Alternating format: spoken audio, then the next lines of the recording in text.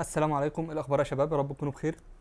استكمالا للفيديو اللي فات اللي اتكلمنا فيه عن التول دي اللي بتوضح لنا شكل الجيسون بتاعنا عامل ازاي. بنضيف لها احنا الجيسون وهي بتورينا بتفيجواليز يعني شكل الجيسون بحيث ان انت تقدر تفهمه اكتر. ولقيت انجيجمنت على الفيديو عالي جدا.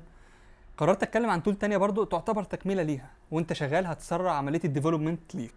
لكن قبل ما نبدا ما تنساش تعمل سبسكرايب للقناه ولايك للفيديو عشان الكونتنت بتاعنا يوصل لناس اكتر وناس اكتر تستفيد. ما تنساش تاخد لفه في الفيديوهات، اكيد هتلاقي فيديو او كونتنت يعني انت ما تعرفوش قبل كده هتستفاد منه.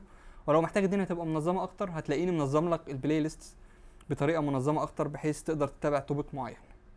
خلونا نبتدي على طول. احنا زي ما قلنا احنا شرحنا في الفيديو اللي فات. السلام عليكم، إيه الاخبار يا شباب؟ نشتغل لوحده. أيوه. تمام. اتكلمنا في الفيديو اللي فات على الجيسون كراك، وعرفنا ازاي هي بتوضح شكل الجيسون عندي. انا دلوقتي عاوز اخد، طبيعي ان انا بعمل ايه بالجيسون ده؟ باخده عندي بعمل له بارسنج وبحوله لايه عندي؟ بحوله الموديل دارت. لو انا شغال دارت او اي لغه تانية، لو انت شغال اي حاجه في الفرونت اند بتاخده تحوله، تعمل له بارسنج، بتحوله لكلاس عندك تقدر تتعامل بيه. مش هنقعد نتعامل بقى بالجيسون او نتعامل عليها معاها كديكشنري او كده يعني. هي بتبقى مجرد كلاس، انا بحولها لكلاس اول ما باخدها من السيرفر، وبعد كده ببدا اتعامل معاها. طيب عندنا تول اسمها كويك تايب. بنيجي هنا بندخل على الموقع ده، انت بتكتب كويك تايب بس وهتظهر لك اول اوبشن هنا هي كويك تايب دوت اي او لو انت عاوز تدخل على طول. وبعدين هنيجي هنا ندخل على اوبن كويك تايب. باجي هنا باخد الجيسون بتاعي. احنا قلنا ان الجيسون ده اهو، تعالى خده كوبي كده. ده اللي انت هتبقى خدته من البوست مان، يعني خلينا اقول انا خدته كوبي من هنا واقوم جاي هنا عامل له بيست. وبعدين بحدد له اسم، تعالى نقول بروفايدر تايب موديل.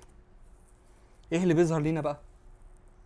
بتلاقيه حوله لك. طيب انت طبعا انت بتيجي هنا في اللانجوج بتختار اللانجوج بتاعتك. شوف عندك يعني بتسبورت تقريبا بروجرامينج لانجوجز كتيره جدا. فانت على حسب اللغه اللي انت شغال بيها.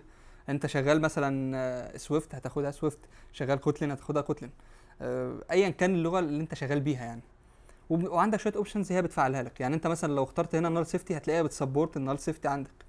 طب لو خليتها تايبس اونلي هتلاقيه عامل لك كلاس بس احنا مش عاوزينها تايبس اونلي. ليه؟ لان انت محتاجين اهم حاجه عندنا اللي هي فروم جيسون وتو جيسون. بتحول لك الموديل بتاعك لفروم جيسون وتو جيسون. هتلاقي برضو شويه اوبشنز تانيين، يعني كوبي ويز برضو لو انت عاوز تستخدم كوبي ويز. ميك اول بروبرتيز اوبشنال، وده طبعا يعني معظم الوقت بتبقى كده. مش كل الاوبشنز عندنا بتبقى ريكوايرد يعني. لو انت خليتها كده هتلاقيه شلك النال سيفتي اصلا، وهتلاقيه بيتعامل معاها كانها هتبقى حاجه ريكوايرد يعني بارامتر ريكوايرد. وهتلاقي مثلا هنا في الاذرز هتلاقي برضو عمل حاجات تانية، مثلا فروم ماب وتو ماب بدل فروم جيسون وتو جيسون كاسم بس يعني كمسمى. ولو انت شغال بقى بالدارت، شغال فلاتر يعني دارت او كده يعني، بيسبورت الجيسون سيريلايزابل. لو انت عاوز تاخد الموديل ده وتعمل جنريت بالباكج زي جيسون سيريلايزابل او حتى الفريزد، لو عملنا لها انيبل كده هتلاقيها عملت لك الشكل ده بحيث انت تبقى قادر تاخدها كوبي لو انت شغال بالجيسون سيريلايزابل وتعمل لها بيست وتعمل جنريت على طول بالبيلد رانر يعني. بس احنا خلينا كده. وهتاخد الموديل ده كوبي عندك وتضيفه عندك في الكود ايا كان البروجكت اللي انت شغال عليه وخلاص. حتى هتلاقي الباكج دي بتوفر لك حاجتين كمان. يعني انت لو خدنا دي كده هتلاقيه هنا بروفايدر تايب موديل فروم جيسون، بيستقبل سترينج وبيرجع لك يعني بيعمل ليها ديكود. ده ليه؟ انت لو انت شغال بالاتش تي تي بي الباكج بتاعت اتش تي تي بي بتحتاج تعمل ديكود او انكود وانت شغال، صح؟ لان الداتا ما بتبقاش جايه ديكودد او انكودد. ف هي موفره لك دي. لو انت ما بتستحتاجهاش بعد ما تاخدها كوبي شيلها واستخدم اللي هو ده فروم جيسون على طول، بروفايدر تايب موديل دوت فروم جيسون على طول. هتلاقيه مفيد جدا ليك. مش هتحتاج يعني الخطوتين دول لو انت شغال بالدايو. ده بس كان فيديو النهارده، يعني ممكن يفيدك او اكيد هيفيدك لو انت لسه برضو لسه بادئ الكارير بتاعك.